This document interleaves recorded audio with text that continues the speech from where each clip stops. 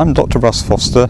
I was a history teacher for over 20 years, and exactly 20 of those years I actually spent at Hampshire Collegiate School, better known to me as Embley Park and the home of Florence Nightingale.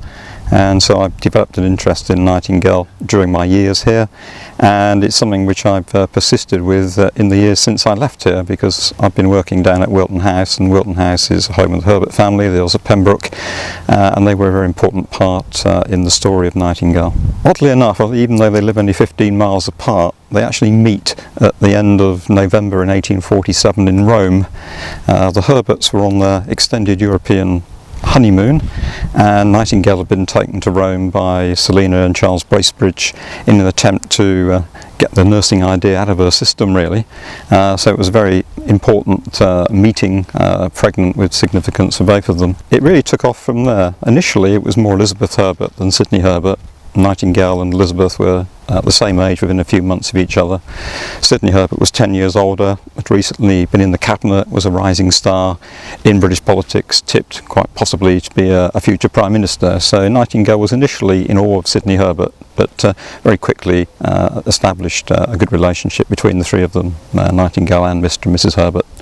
So when they all got back to England, Florence Nightingale found herself invited up to Wilton House near Salisbury on a fairly regular basis. She ended up actually being midwife to the birth of the Herberts' third child in 1853. Like all best friends, they argued and bickered, and and of course you sort of perhaps recognise the full extent of how close you were when one of you departs the scene. And Sidney Herbert was struck down by illness in August 1861. He died, and Florence is absolutely devastated.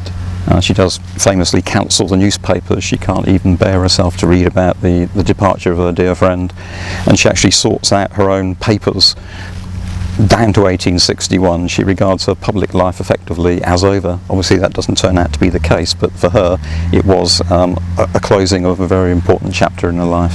Well, I've written about Sidney Herbert because, apart from a memoir effectively ghosted by his wife back in the late 19th century, he really only appears in history books as an adjunct and a sidekick to Florence Nightingale, and obviously that's a hugely important part of his life, and the reason why even amongst contemporaries when he died he was regarded as being famous and significant. But he was a very important army reformer. He'd been in government, interested in army reform from the mid-1840s.